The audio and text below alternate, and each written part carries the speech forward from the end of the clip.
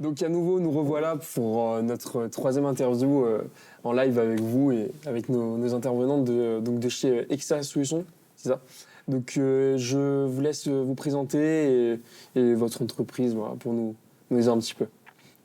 Merci beaucoup, merci de nous recevoir aujourd'hui. Donc nous, Exa Solutions, alors on est les représentants d'une petite entreprise basée près d'Aix-en-Provence, qui a été créée en 2017 pour répondre aux besoins de la communication digitale sur smartphone des commerces, artisans et des villes en fait. D'accord.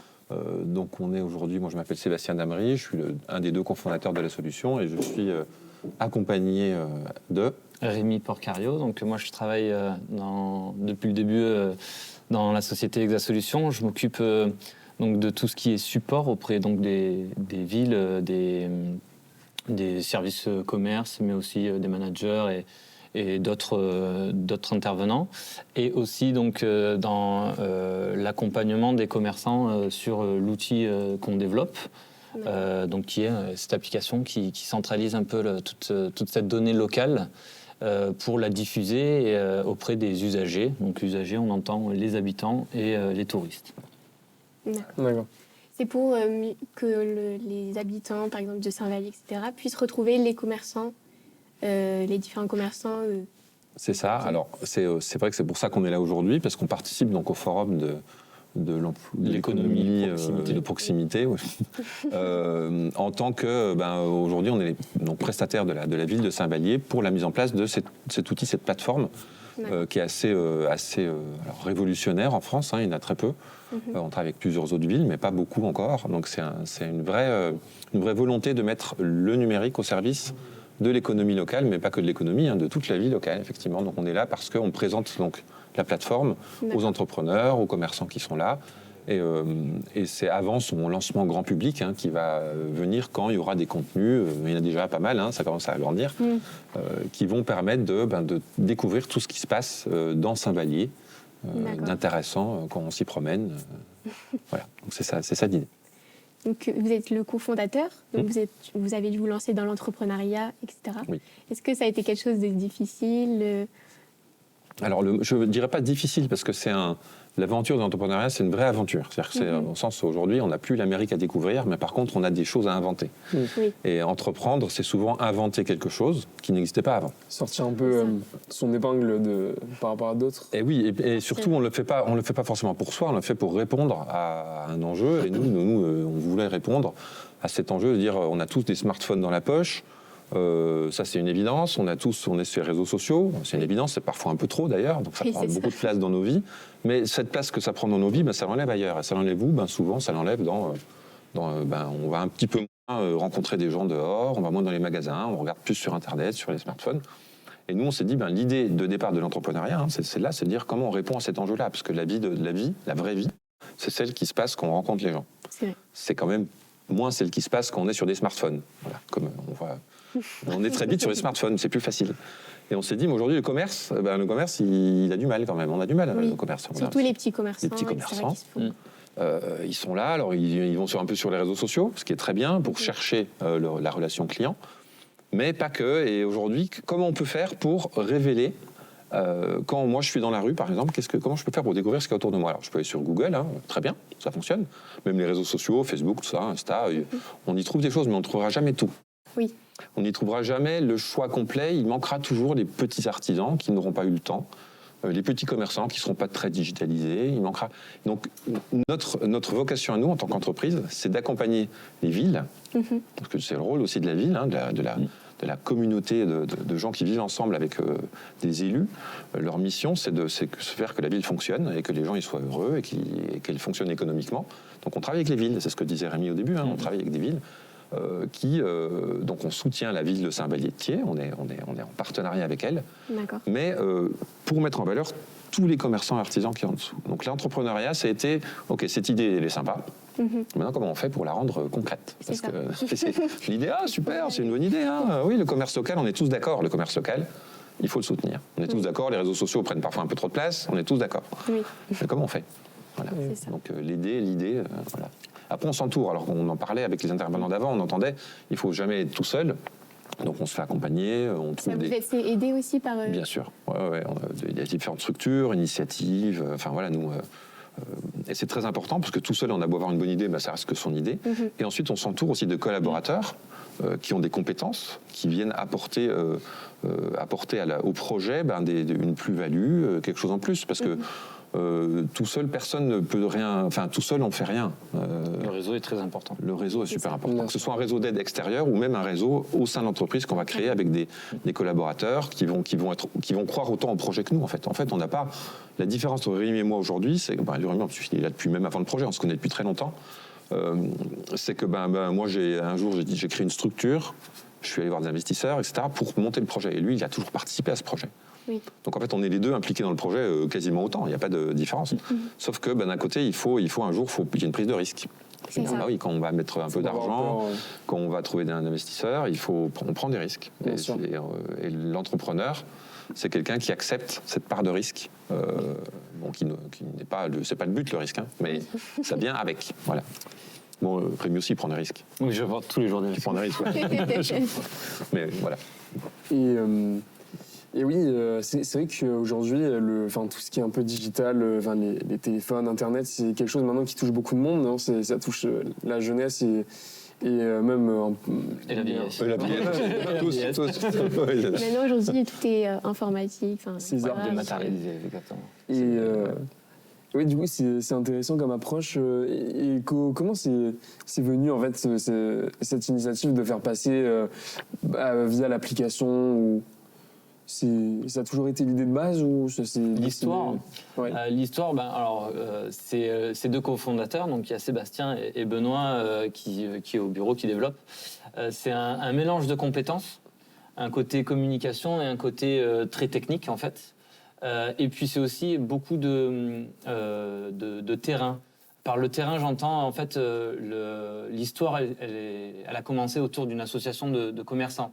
Donc il y a eu cet engagement bénévole de cette agence de communication qui a édité le magazine des vitrines de Venelle, pour ne pas les citer.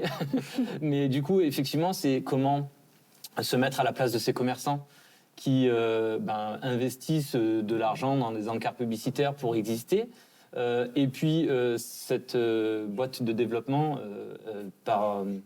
l'autre cofondateur, Benoît, qui travaillait aussi du côté du e-commerce et qui est au courant et qui voit de loin, en fait, ce qui arrive, cette concurrence du commerce de proximité.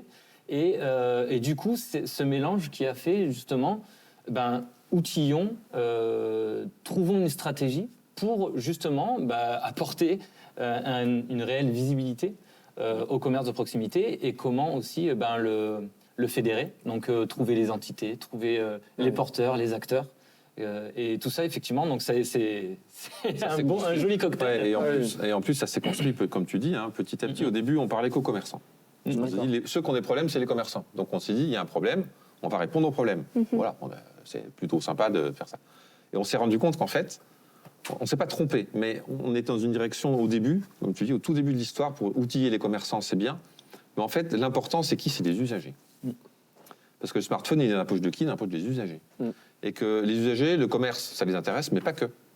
Moi, quand je suis dans la rue, quand vous êtes chez vous, quand vous vous promenez dans la rue, vous faites un peu de shopping parfois, j'imagine, ça vous arrive, mais vous allez voir vos amis, vous allez sortir, vous allez boire un coup, vous allez aller au cinéma, Donc en fait, l'intérêt des gens, il dépasse de loin le commerce. D'accord. Voilà. Et donc sur le smartphone, il va se passer quoi ? Si on met que le commerce, ça va retomber comme un soufflet, comme on dit. On va être un super projet avec une ville, et puis on dira tous les commerçants, et puis après ça va marcher tout seul. Non. Parce que l'usager, derrière, il ne trouvera pas forcément ce qu'il cherche.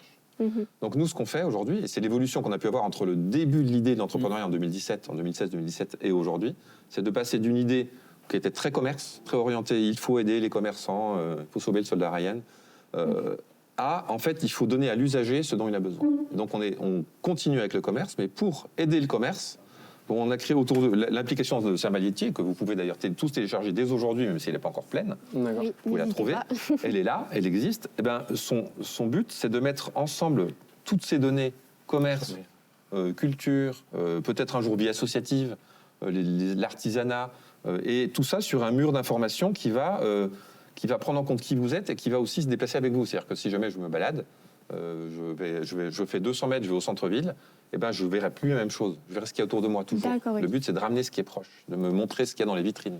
Oui, c'est... Donc ça, c'est pas que le commerce, en fait. C'est un peu plus que le commerce. D'accord. Ouais. Ça englobe vraiment. Ouais.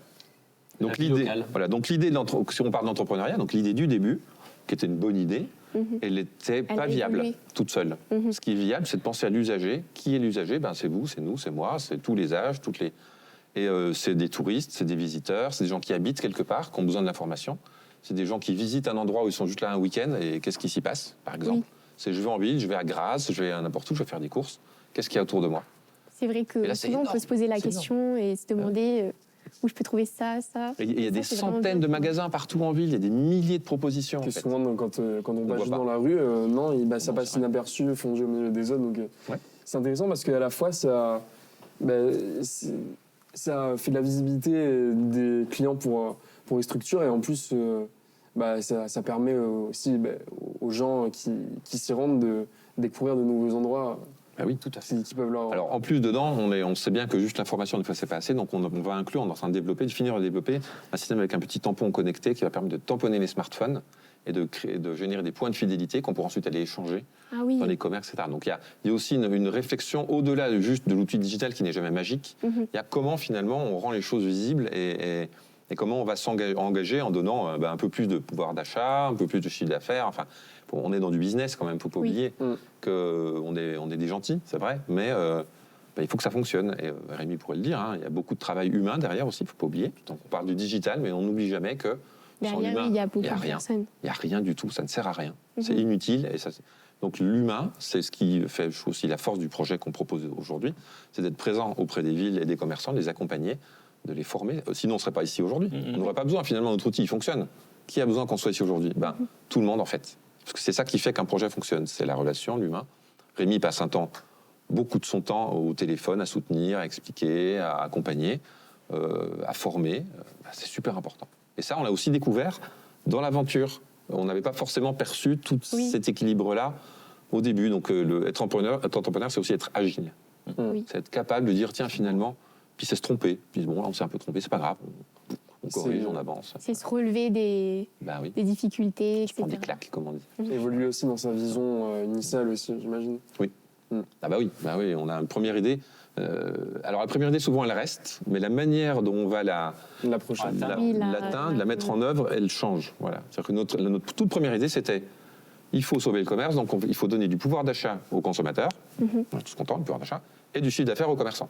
Une fois qu'on a dit ça, comment Comment? C'est le comment qui change, c'est pas le pourquoi. En fait. Le pourquoi est toujours là, le comment, il évolue. L'avantage du digital, c'est que c'est un monde, c'est très flexible le digital. C'est pas comme si j'ouvrais une boutique, où là, j'ouvre ma boutique, j'ai mon pas de porte, j'ai ma déco, je vais pas la changer tous les 15 jours. Nous, on est capable, on a des développeurs aujourd'hui qui travaillent, en ce moment même, ils sont au bureau, ils sont en train de travailler, ils codent.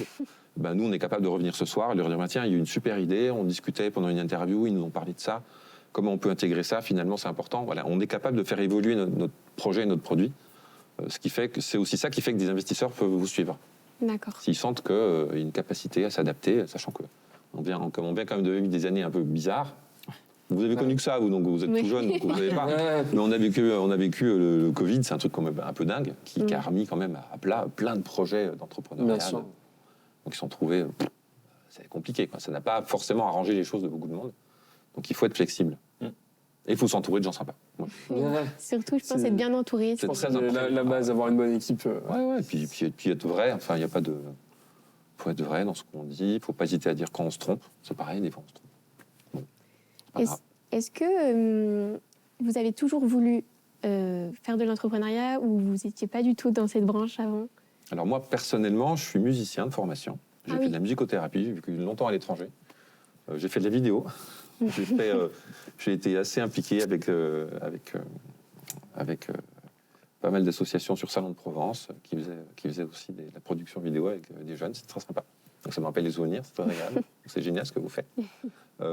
J'ai fait beaucoup de choses. Je me suis jamais dit en grandissant, je veux être entrepreneur. Créer son entreprise. Oui. C'est l'opportunité de dire tiens, là il y a un truc à faire, on y va. Par contre, je suis quelqu'un d'assez Oui. je vais facilement dans des projets, voilà. Mais je suis pas du tout quelqu'un. Je n'ai pas fait d'école de commerce. Effectivement, vous en parliez tout à l'heure avec une intervenante. Oui. Je n'ai pas fait d'études pour être entrepreneur. D'accord. J'ai eu une entreprise avant, Intéressant. une agence de com. On apprend sur le tas. C'est bien aussi, c'est bien d'étudier un peu quand même, parce que l'économie, le commerce, l'entreprise, c'est tout un monde qu'il faut connaître. Mais non. Après, je me suis entouré de gens qui ont des compétences que j'ai pas. Oui. Donc c'est comme ça qu'il faut faire aussi, parce personne n'a toutes les compétences. Oui, c'est sûr. Et l'important, si on veut être entrepreneur, déjà à deux, c'est mieux. Oui. Ça permet de se soutenir au minimum, ouais. Voilà, de se soutenir quand les jours où ça va pas bien, on se soutient. Les jours où ça va bien, on se soutient aussi. Mais voilà. Et puis d'être à deux, avec en plus, nous, on a la chance d'avoir une équipe qui est hyper engagée, sympa, sur le terrain, concrète. Enfin, donc il y a un souffle dans l'entrepreneuriat. Mais moi, d'ailleurs, j'en parlais dans la voiture. Mes parents, ils y croient toujours pas. Mais qu'est-ce que tu fais, une entreprise, en fait? Toi, l'artiste, toi, le musicien. Ouais. Mais en fait, non, parce que pourquoi pas? En fait, c'est pas interdit. L'entrepreneuriat, c'est la liberté aussi. Ça qui est intéressant aussi dans la vie, c'est que on peut facilement divaguer de ce qu'on vise à la base. Rémi, t'as fait quoi comme étude? Moi, j'ai fait STAPS à Lumini. Et c'est vrai que le parcours n'est pas du tout, adapté. Si, je l'ai créé en fait, mon parcours. Et c'est vrai que je me suis posé la question de l'entrepreneuriat aussi.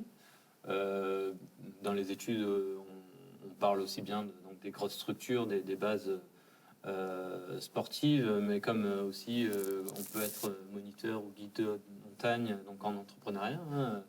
Donc effectivement, la question s'est posée, mais après, on suit le parcours, on prend des orientations, des portes qui s'ouvrent, des endroits qui peuvent être à l'opposé, mais dans les valeurs et dans l'accompagnement qu'on a, des gens qu'on croise, du coup on se dit c'est peut-être plus intéressant là, je vais peut-être développer d'autres compétences qui vont me servir plus tard. Donc c'est super. C'est un peu l'histoire de notre vie, quoi. Je sais pas qu'il y a il y a beaucoup de gens qui se reconvertissent souvent d'ailleurs, qui ont une première vie professionnelle et après. Maintenant.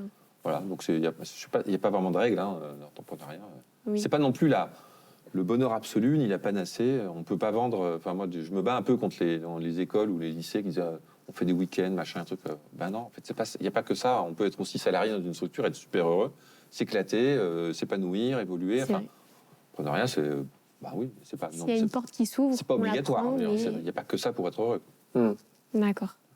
Heureusement. En tout cas, merci beaucoup. Oui, merci en tout cas d'avoir répondu à nos questions. Et on voulait savoir aussi si vous avez un petit mot de fin. Téléchargez l'application Tout Cymbalier de Thiers. Si vous venez à Cymbalier, c'est obligatoire. Vous la téléchargez et vous la retéléchargez si elle se détélécharge toute seule, puisque vous ne l'avez pas ouverte pendant un mois, ça arrive. Et voilà, donc allez-y, connectez-vous à ce qui est local. Voilà. C'est super important. Le message, il est là. Voilà. D'accord. On est d'accord. Voilà. Merci beaucoup. Merci encore. Voilà. Donc, toujours merci à ceux qui nous suivent. Et là, donc, on va faire une pause. On se retrouve aux alentours des 14h pour encore une petite heure en live ensemble. Donc, voilà, de 14h à 15h. Donc, je vous dis à tout à l'heure et voilà.